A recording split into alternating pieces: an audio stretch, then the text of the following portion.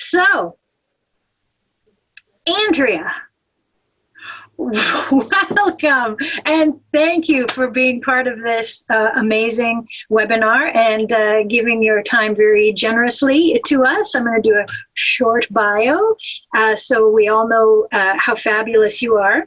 Andrea, Dr. Proulx is a naturopathic doctor, graduated from Canadian College of Naturopathic Medicine, and she has a Bachelor of Science from Queen's University Honors, actually, I should mention. In addition to that, she is a registered and licensed acupuncturist. She currently works in 2 busy clinics in Ottawa, both in English and Francais. Andrea is an active member of her community and combines her passion for health, sports, and education. Now, you are a competitive athlete, are you not? It says here, but it doesn't say in what. Ultimate Frisbee. Oh, Ultimate Frisbee. This is you've gone to Worlds and the Olympics as well? Unfortunately, Ultimate Frisbee is not in the Olympics yet, but yeah, no, I've been to the World Championships and for beach as well as on grass. So yeah. Amazing. Okay, so then you're the right person to teach sports too. So Andrea she taught biological chemistry, body metabolism, fitness and sports in any given year at IHN. And now you are teaching lab diagnostics, which is a passion of yours as well, for our continuing education program. So welcome, Andrea, and we are very much looking forward to your lecture on thyroid. Yeah, I'm very excited. I find practicing in a clinic that I get a lot of questions about thyroid gland, thyroid metabolism, be it from my active patients and my athletes, but from the general public, because the thyroid gland is involved in so many things. So that's why I chose that aspect to talk about today, because it is a part of the full curriculum of the lab diagnostics course, along as with a whole host of other lab diagnostics around different health concerns, from cardiovascular and diabetes to various endocrine concerns. But I thought that focusing on thyroid today would be one that everyone would really enjoy and really get into, because it's surprising how frequent and how often we're seeing thyroid concerns out there for a variety of reasons, which we'll get into. So I thought everyone would appreciate this one. So on that, I will share my screen so we can dive in, because it's just really exciting, like teaching the biological chemistry, so the different biochems, as well as I have taught pathology at IHN. And I'm just really pleased to be able to bring some of my knowledge from these various courses, as well as from my clinical practice, to all of you.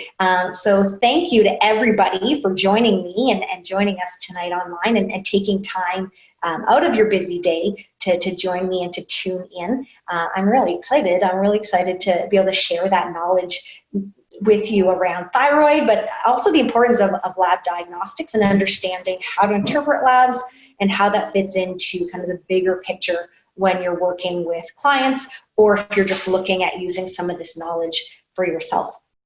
Because I really enjoy teaching at IHN, and I find that the curriculum offers just such a wide variety of information, and then of course the continuing education just furthers some of that knowledge. So it's a pleasure to be here, and I'm looking forward to sharing all of that info with you, because there's a lot to cover and a lot of really interesting stuff, particularly around thyroid.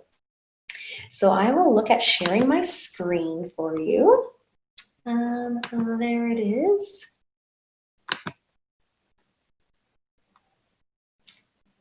Fantastic.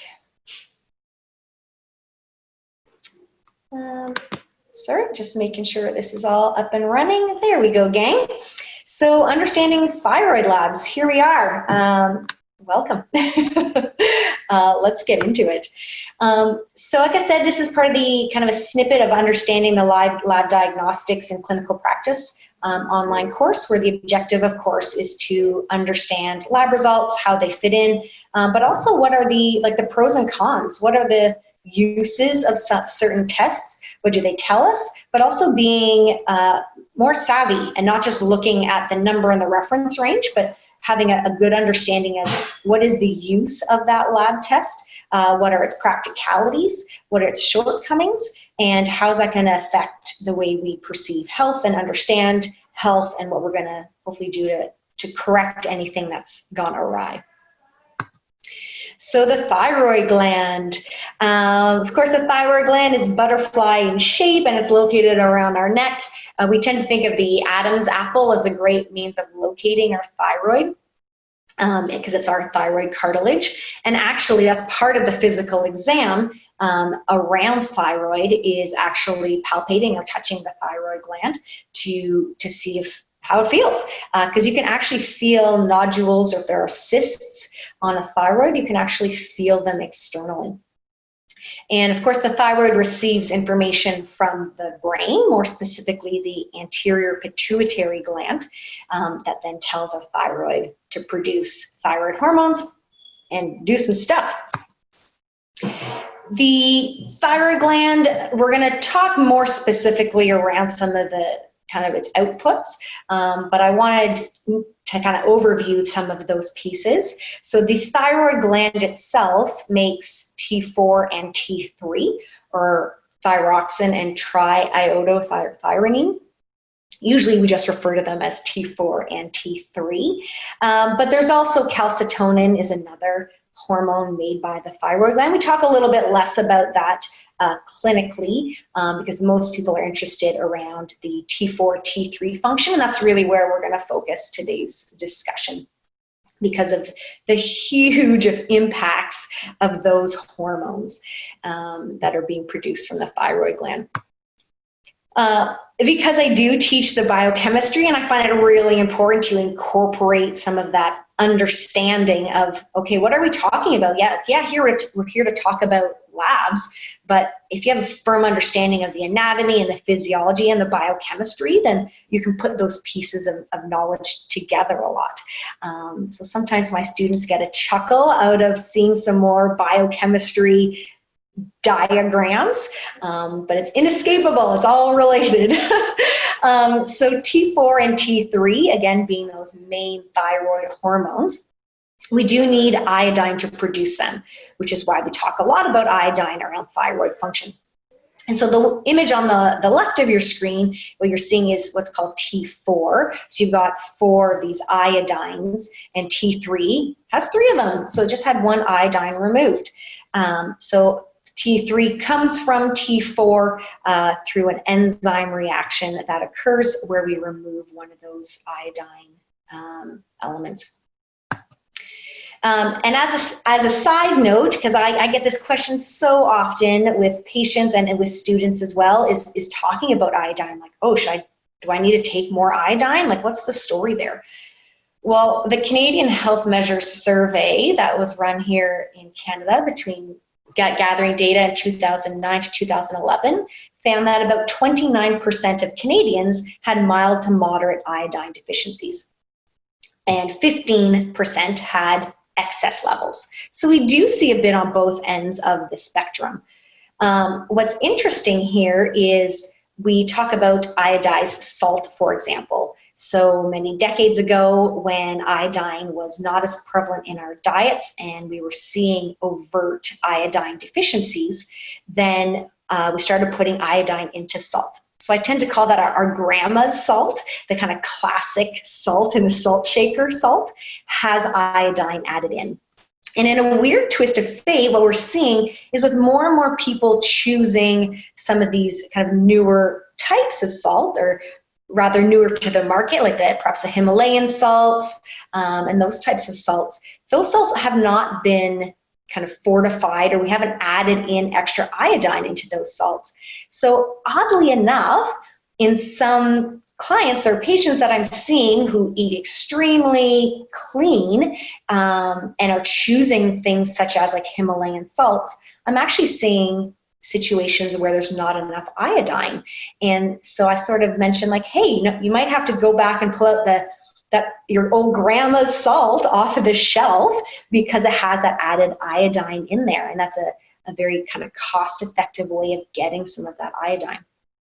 And of course, you can measure iodine output because 90% of iodine that we consume is excreted through the urine. So there are urine tests take-home kits where you can actually measure output of iodine over a 24-hour period. So you can see, okay, is someone, what's coming out?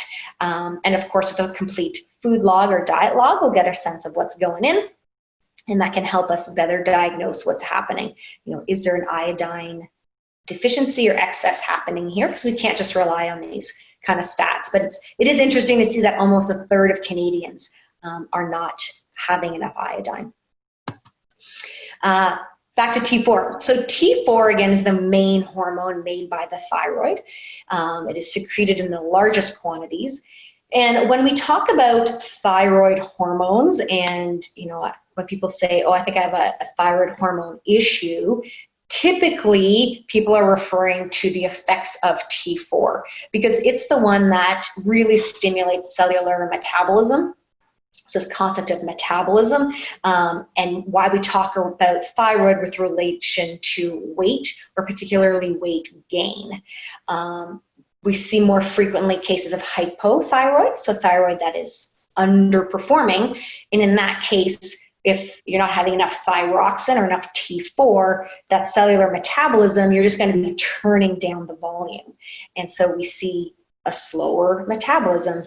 And while I don't love using those terms, and a good biochemistry teacher will always kind of get into that, but generally at the public, we tend to talk about the sense of metabolism, and a good running metabolism helps to stimulate weight loss. But like I said, T4, its main job is to stimulate that cell metabolism by increasing oxygen use. So we see more of those biochemical reactions around energy production, and we see, again, that oxygen consumption being used. When we're looking at labs in particular, we look at particularly free T4. So you've got T4 and free T4, or what we call bound T4 and free T4. So a small portion of T4 is in that free version, and the rest of it is bound or kind of attached to another protein. Typically, you've got what's called thyroid binding globulin and albumin. Those are the two big proteins that carry around T4. Albumin actually carries around a lot of different proteins and a lot of different hormones, and T4 is no exception. But these two proteins are made by the liver. So if we're doing a full research and full investigation of someone's thyroid issues, we need to be considering, is everything going okay with the liver? Because if I need the liver to make these transport proteins to be able to grab on a T4 and carry it in the bloodstream to the place where I want it to go so it can do its job. So keep that in mind. T3 is by far the more active version. So most of what the thyroid makes is in T4 format. And then we've got some enzymes that do their magic on T4, take off an iodine, and then we have T3, and T3 is much, much more potent. It's the good stuff. And like I said, there's a variety of deiodinase enzymes, so that's just to remove an iodine. And again, we've got free T3 and some bound T3. Typically on labs, we're measuring the free version because that's what we do, and that's just the standardized aspect. So T3, like I said, is the good stuff, but it comes from T4, which is made primarily, is the main one made by the thyroid. Then we have TSH. So TSH is thyroid stimulating hormone.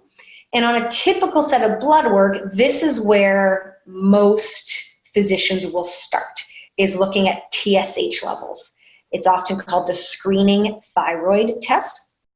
But funny enough, TSH is not actually made by the thyroid.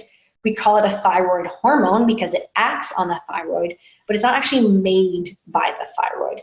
It's made by the anterior pituitary gland in response to TRH, which is thyrotropin releasing hormones. We've got a bit of a cascade happening here. We have TRH telling TSH to be produced. TSH then circulates into the bloodstream and then goes to the thyroid and tells the thyroid to do something, namely to make T4, because it is the main thyroid hormone, which is actually made by the thyroid.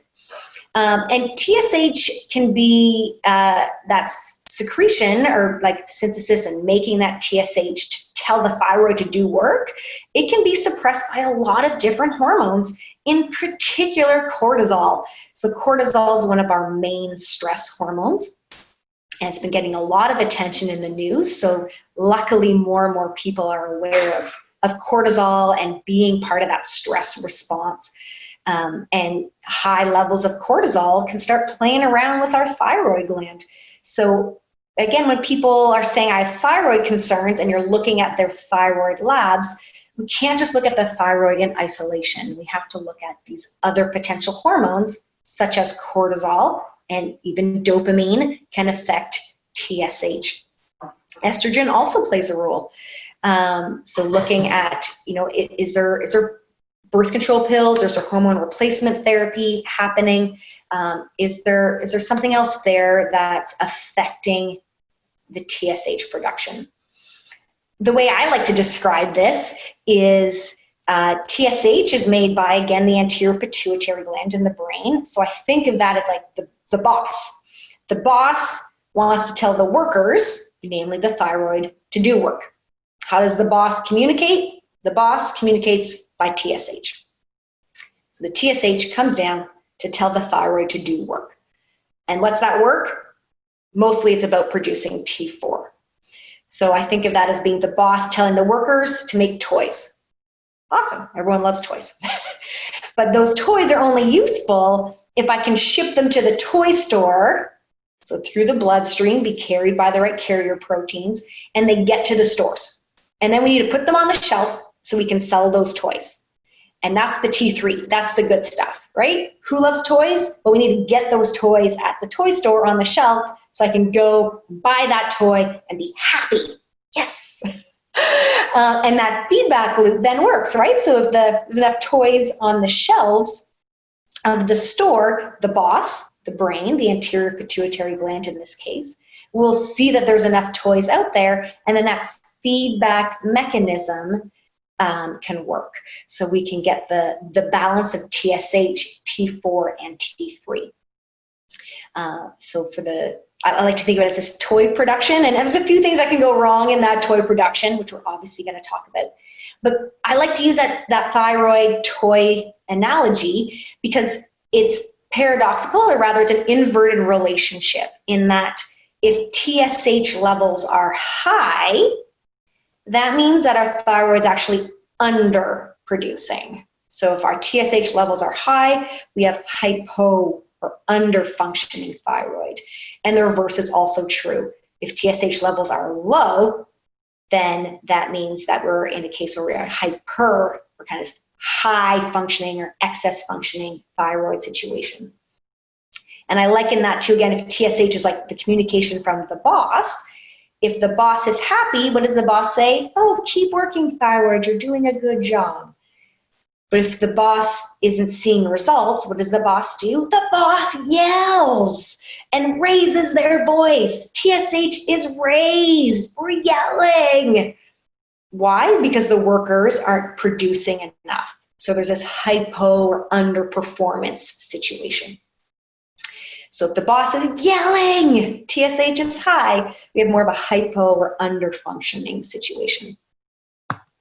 And we all want toys.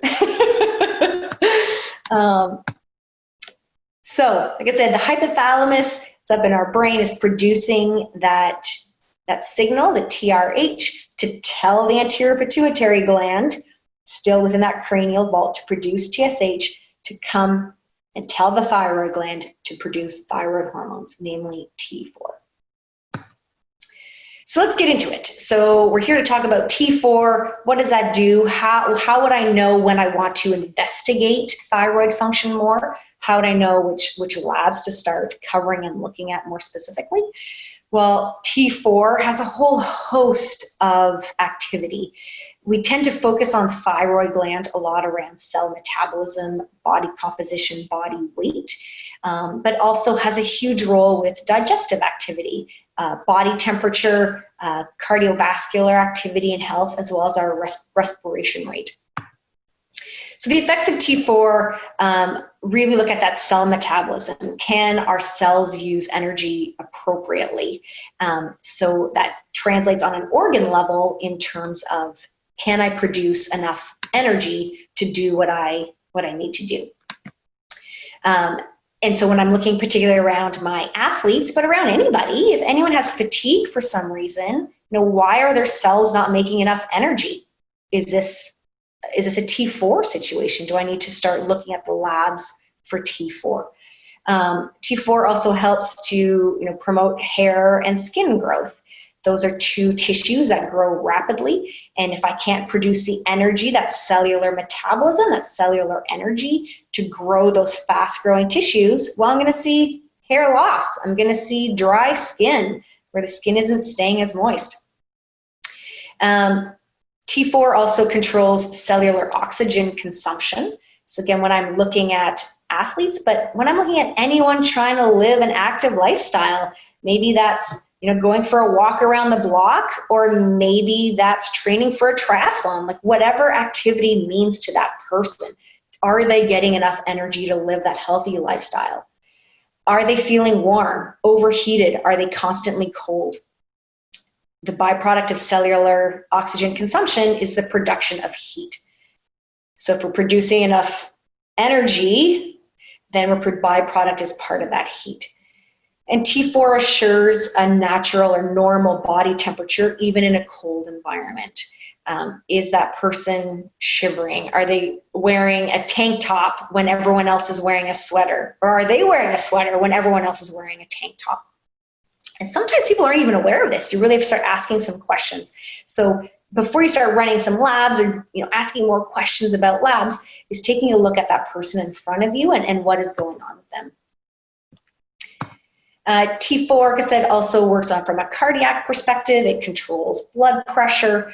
There's a role with the renin-angiotensinogen-aldosterone axis, so getting into it from a urinary kidney aspect, as well as cholesterol regulation, so LDL, or low density lipoproteins that you would see on a cholesterol panel, would also be part of this T4 regulation.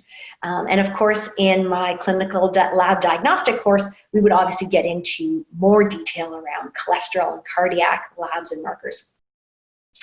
T4 also regulates respiration and the tone of our respiratory muscles. So there's the diaphragm, but we have a whole host of other muscles that help us breathe, take in that air appropriately. And T4 has a big role around digestion, around motility, making stuff move. And we think a lot around constipation or moving the poops, around motility. And for sure, we need happy T4 levels to keep those poops happily moving along. But T4 also plays a role with esophageal motility. So when we look at, the upper digestive tract, when we look at, is there reflux, heartburn, and that could be symptomatically, expressed as heartburn or heat, but also pressure in the chest, or like a tickle in their throat or a cough. So again, some of these symptoms might seem related to other systems, but could actually be thyroid playing a role. So T4, like I said, gets translated, or rather through enzyme action, gets made into T3. But interestingly enough, depending on which iodine we remove from our T4 molecule, we might actually end up with what's called reverse T3. So in my analogy around this toys, the boss telling the thyroid worker to make toys, T4, to get them sent off to the store, which is where we put T3, the toys on the shelf to be sold. Sometimes some of those T3s don't quite make it to the store, don't quite make it to the shelf. They actually get, instead, we use a different deiodinase enzyme and we remove a different iodine. So now we move down to the path of reverse T3. There will always be some T4 made into reverse T3 instead of T3. You can sort of think of it as almost like a storage version of the reverse T3. In my analogy, I like to think of it as the toys that are in the back storage of the store. So they're there, they're available, but I can't use them to sell right away because they're not on the main shelf. You can, of course, translate reverse T3 we can make it into T3 through a few different enzyme processes. But that's where some of that T4 might escape to. So when we're looking at labs, you can also test for reverse T3, and we'll get to that shortly. I always challenge people to think about, what is the clinical picture around, the excess of a symptom or the under deficiency functioning. And our thyroid, when we Google or we go online and read different blogs, even very well educated medical blogs, there tends to be this sense of this kind of stereotyping around hypothyroid or underfunctioning thyroid, where it's someone who's overweight, right? There's that low cellular metabolism, the person's overweight, they're tired, they're cold, perhaps dry skin or losing hair. There's a very kind of stereotypical look of hypothyroid. And conversely, the stereotypical look of a hyperthyroid is someone who tends to be thin or jittery, agitated. Maybe they express that as anxiety, or a heartbeat that they can feel quite a bit, or like a restless leg type of scenario. And while those kind of very stereotypical cases do exist, I always challenge people to think about it. Okay, yes, we need to look at the person in front of us.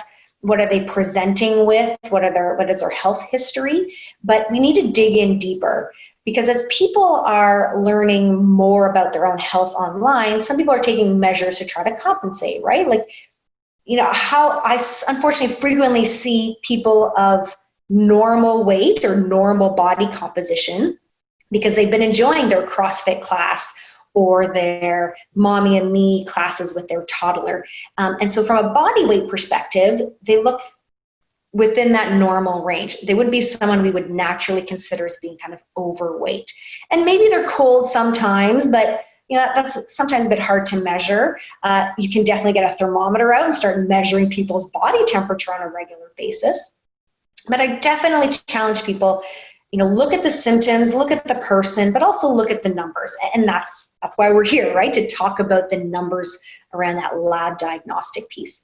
So while it is important to think of the kind of these bigger general stereotyped pictures, they are not always true. So dig a little deeper, take a closer look at the person, but also at the numbers, because things can go wrong. Classic low thyroid function, again, we call that as hypothyroidism, and excess is that hyperthyroidism. But you can also have thyroid nodules or thyroid cysts, and there's also thyroid cancer. We're going to focus more so today talking about kind of classic hypo and hyperthyroid. Thyroid cancer is a bit out of the scope of this discussion, but we would get into that in kind of a full course or more details around some oncology. So we need to look at, where is the problem? Is it with the thyroid or is it somewhere else and it's just having an impact on the thyroid? Why did this happen? What systems are involved? And is this entirely internal factors or are these external factors? If there's high stress in someone's life and they're outputting an excess of cortisol for many days, perhaps weeks or months, then all of a sudden these external stressors are playing a role on the internal hormonal environment, and we're seeing these chronically elevated cortisol, which can directly affect the thyroid gland. So hypothyroidism, that underfunctioning thyroid. 90% of hypothyroidism is actually caused by an autoimmune situation. So an autoimmune destruction of thyroid tissue, which is also called Hashimoto's thyroiditis or Hashimoto's disease. Less commonly, we see iodine deficiencies, although again, that depends a little bit on your population, and transient kind of hypothyroidism due to certain drugs. Certain drugs are definitely known to cause hypothyroidism. And that type of information around drugs can be found in the CPS, so the Compendium of Pharmaceuticals, which you might have in paper copy, but you can also find aspects of the CPS online or look at different drug monographs. So looking at are these numbers on labs I'm seeing, or these symptoms I'm seeing, are they actually due to a drug reaction that's happening? But yes, 90% of cases of hypothyroidism are due to some sort of autoimmune component. Hyperthyroidism, we also again see a lot of autoimmune features there. Autoimmune hyperthyroidism is called Graves' disease, and that accounts again for the majority of our hyperthyroid pictures. Less commonly, benign tumors, infection, excess iodine, excess of the thyroid medication.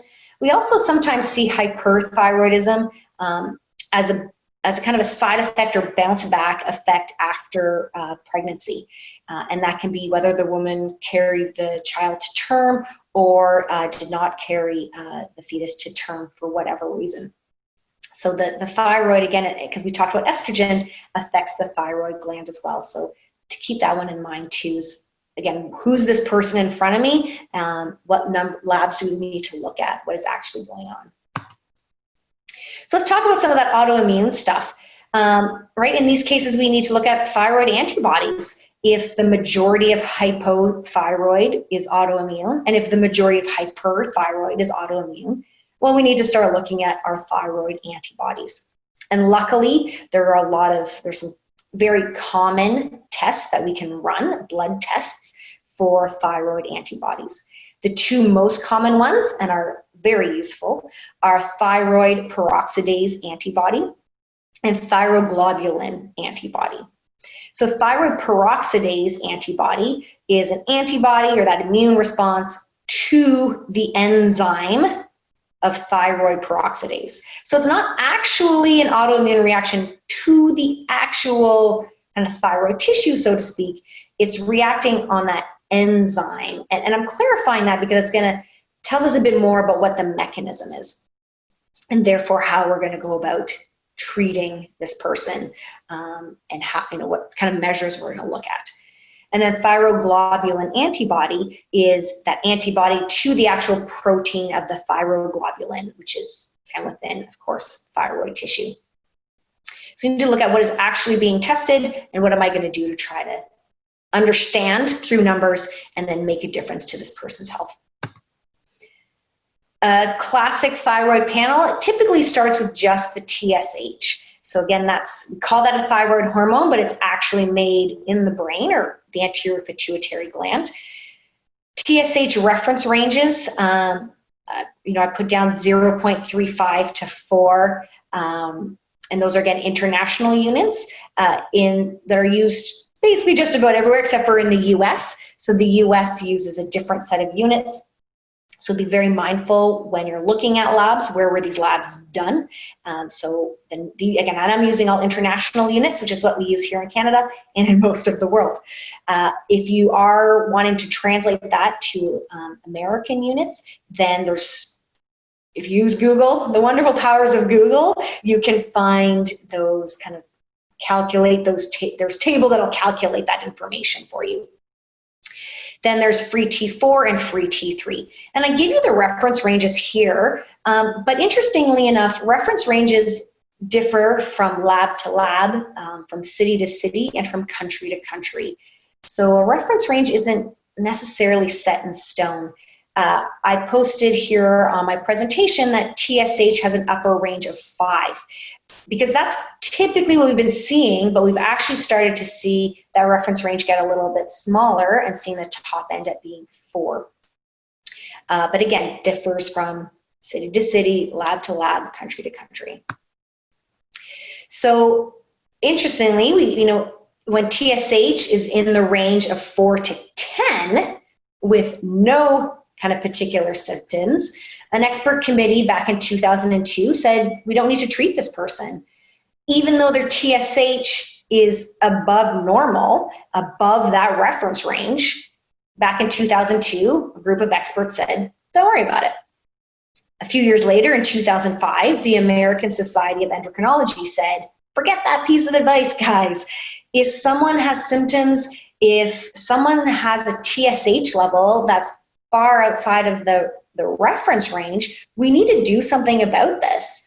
We need to dig in deeper. And that kind of comes to that stereotype look of, what is that stereotypical hypothyroid person and hyperthyroid? Well, we can't just rely on that. We need to look at the numbers and look at things in more detail, because reference ranges, unfortunately, they're not the be all and end all. Because reference ranges, like I said, differ from in different locations, because reference ranges are based on that population. So I sort of make jokes that myself, I'm 5'2" or 156 centimeters, but depending on what crowd I stand in, I might look short. If I'm standing in Sweden, I definitely look outside of the normal range. But if I'm standing with my family, then I fit right in. I'm the perfect height for my family, in which case I'm now all of a sudden normal. So it's looking at where did these lab results come, or lab reference ranges come from, and what else do we need to ask ourselves about this person? Generally, again, if TSH is low, so TSH is underperforming, so the boss is kind of being quiet, we would see kind of higher T4, T3s, then that's this like hyperthyroid picture. So, step one is look at the TSH levels, and, if you have access to seeing T4 and T3 or free T4, T3 values, you want to take that closer look, because you can dig in, okay, where is the problem? Is it with that brain communication, or is it with the thyroid getting that message? For example, initially I said if TSH is high, so if the boss is yelling, and we're seeing an underproduction of T4, T3, so it's low, then that's what's called primary hypothyroidism. So the problem is primarily in that main organ. The thyroid is not listening. The workers are not listening. But you can also have a TSH that's normal, so that screening number is normal, and yet we're seeing an underproduction from the thyroid gland, and that would be called what we call secondary hypothyroidism. So that's actually, there's a disconnect happening from that communication from the pituitary gland or the hypothalamus. So it's that communication piece. So it's important to look at free T4 and free T3, and not just the TSH values. So let's look at some numbers, right? Because we've got some general sense of that background piece. So let's kind of dig into some cases. So in this particular case, it was a 36-year-old female, healthy body weight. This person said they exercised 4 to 5 times per week for at least 45 minutes. But they said they had low energy. There was some mild constipation, moving the poops daily, but there was a lot of effort to do that, or relying on different kind of supplements, or really being focused on getting big amounts of fiber to ensure that the motility was there. And they felt that their hair was thinning. As an aside, we also saw ferritin results, with this client. And ferritin is the storage aspect of iron, often simply called iron for blood work, and it was low normal. So you're like, okay, well, if your ferritin's low normal, maybe that explains some of the low energy, could also explain the hair. Okay, let's ask more questions. There was mild joint pain, and previous sports injuries easily flared up. Okay, well, that could be a biomechanical aspect around how they exercised, how often did they exercise, was there enough nutrition there to refuel after exercise? But there was just enough of flags, the low energy, the mild constipation, thinning hair, some joint pain, some joint kind of flare-ups. So, and there was a family history of hypothyroidism. So let's dig in. So thyrotropin, so sensitive TSH, we looked at that, and it was a 3.02. So within range. This lab had the newer lab numbers of an upper range of 4, but it just didn't sit right. There was just too many of these little, kind of these yellow flags. And I'm like, you know what? TSH looks okay. I'd like it to be a bit better for someone in their 30s. So let's dig in a little bit more. So we ran the free T3, that's the free triiodothyronine, and the free T4. Those results, the free T3 was low, so it was officially flagged as being outside of the reference range, and the free T3 was considered to be fine. But if we look at that result, 11, and the reference range is 9 to 19, I mean, 11's that's the bottom end of that reference range. Like, technically in range, but ugh. And when I'm looking from an optimal perspective, both those numbers are low. 3 picomoles per liter for your free T3. A result of 3 is low. Like, and I know it's low in the reference range, but clinically and studies have shown that we want to typically see at least a 5, ideally. And the free T4 at an 11, also very low. I want to see that in the mid to high teens.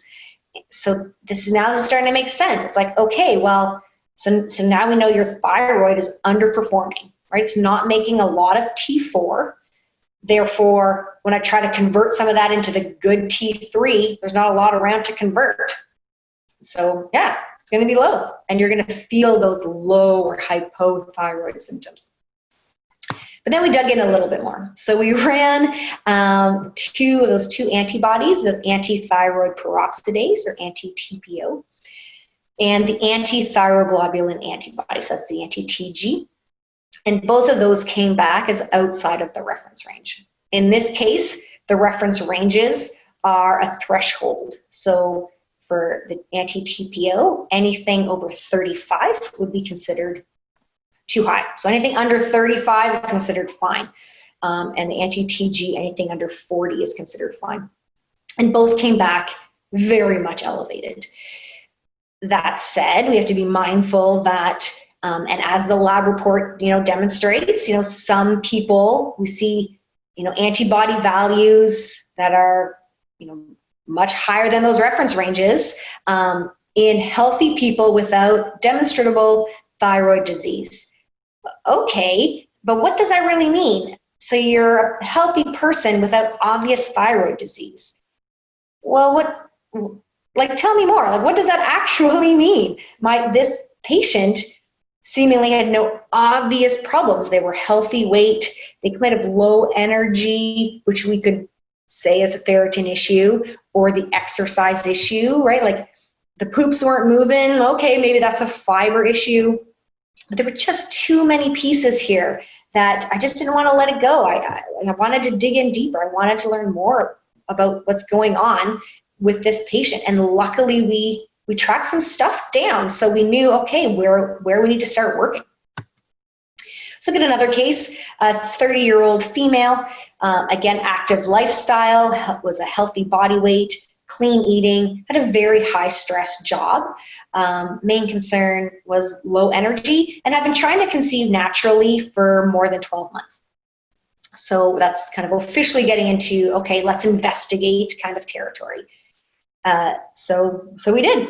There were a few other things going on with this particular case that also made me think thyroid, but the fact that this person had been trying to conceive for more than 12 months and was of healthy body weight and still quite young at 30, I was like, let's start looking at thyroid function.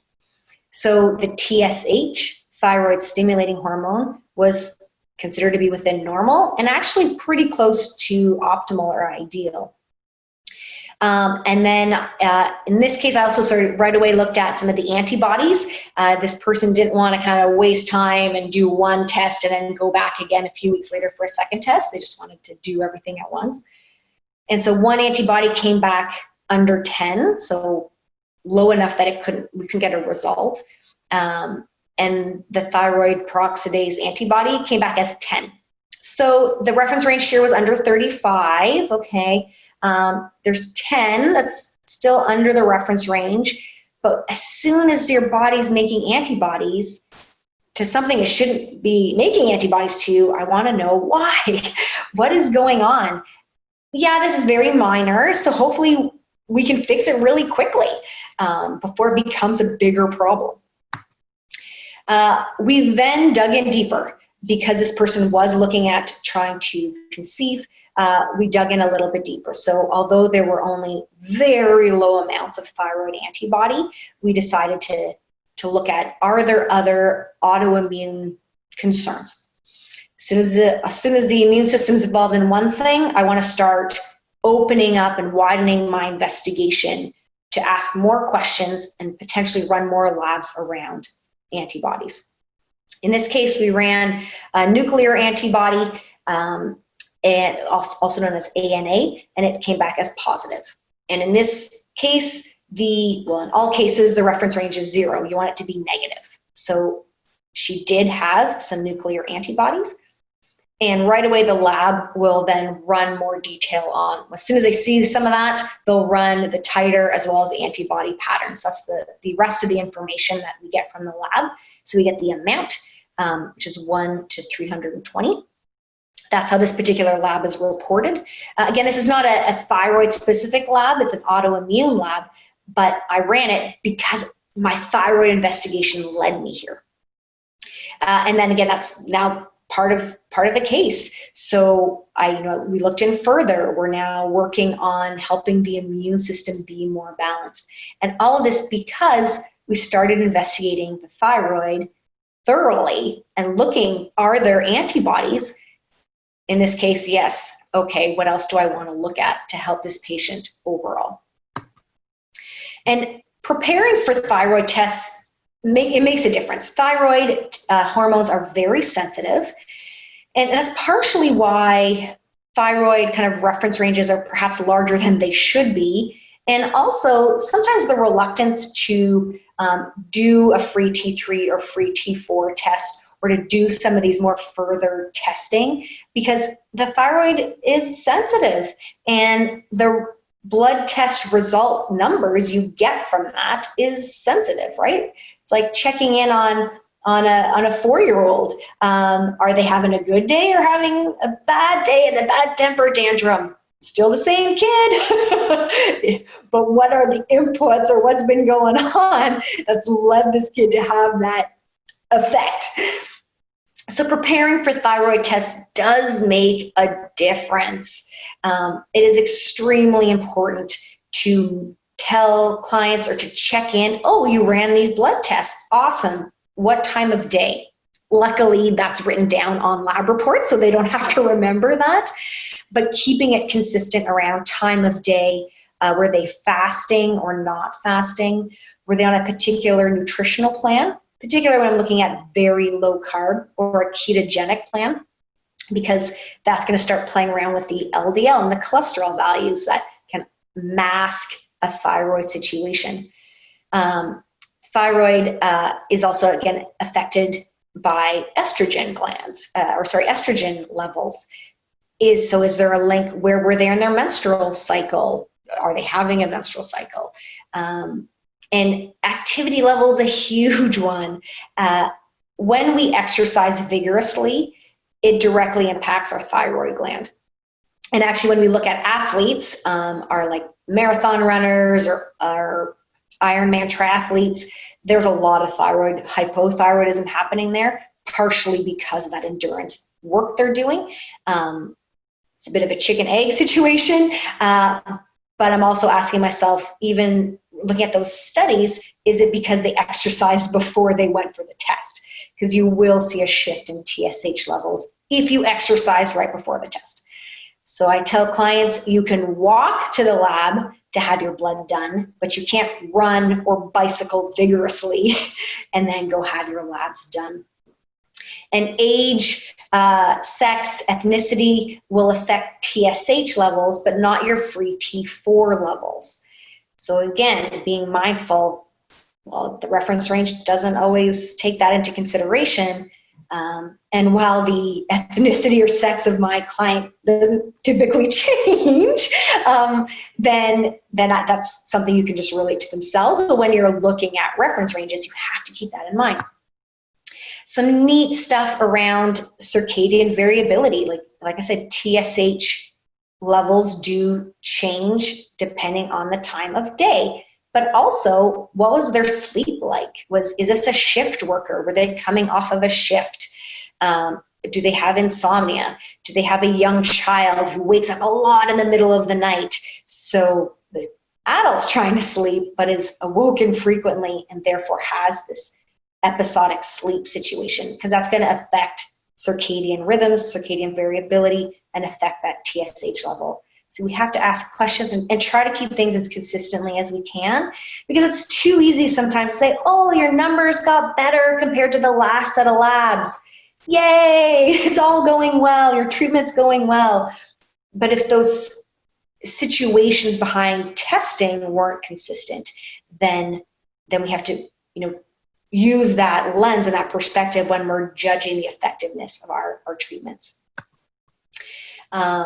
Because again, fully rested, sleep debts, being woken up by somebody else in the household or by a new pet, the number of hamsters and gerbils who've affected people's circadian clocks, I find is shocking. Don't keep your pets in your room. And when you're looking at these labs, yeah, we can look at TSH, free T4, free T3. We can look at reverse T3, which is a little bit finicky from a testing perspective, and its cost is significantly higher than the other tests, so kind of a cost-benefit analysis. But when I'm assessing these thyroid numbers, I can't just look at thyroid in isolation. I have to look at other aspects. Look at those cardiovascular functions. T4 directly affects cholesterol and LDL in particular. So if I'm investigating thyroid, or if I'm seeing some numbers that are off in my thyroid panel, I'm going to start looking in these other places. Cholesterol panel, CRP, homocysteine, various autoimmune markers. I showed you one, the nuclear antibody, but there are many that can be assessed easily by blood. Looking at metabolic and absorption issues, vitamin D, a big one around autoimmune hypothyroidism. The complete blood cell count, or what's called a CBC, that looks at red and white blood cells along with platelets. Liver enzymes, you can even measure albumin, so that one of those carrier proteins, ferritin, a full iron panel, vitamin B12 levels, insulin levels, because of those metabolic components where thyroid hormone, T4, T3, play a direct role on metabolism. So when you're looking at a big case, you're going to want to look at all of these pieces to better understand the thyroid numbers, because you can't just look at them in isolation. And when we do see these numbers, look at each case again individually. Are there sleep issues? Are there stress concerns?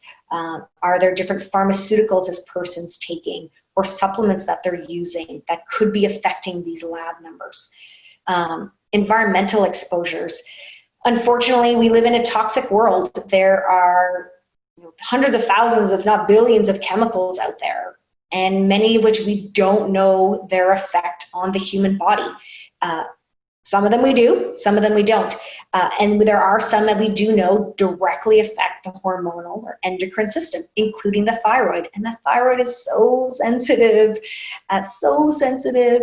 So looking at what are those environmental exposures? Does someone live near a golf course? Did someone play in mercury? Because that comes up way more frequently than you think it should.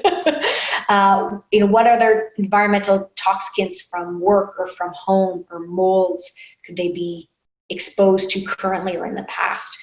And then fundamentally, will these thyroid results change your treatment plan? Maybe yes, maybe no, right? If you're seeing autoimmune markers, then yeah, your treatment plan is going to be more focused on the immune system. For sure, you're going to help the thyroid because it's being affected, but to get to the root cause, you're going to want to look at that autoimmune, the immune component. And if there's no antibodies, well, then don't worry about it. We just need to focus on the thyroid itself. We looked at, again, those different enzyme pieces around the peroxidases and deiodinases.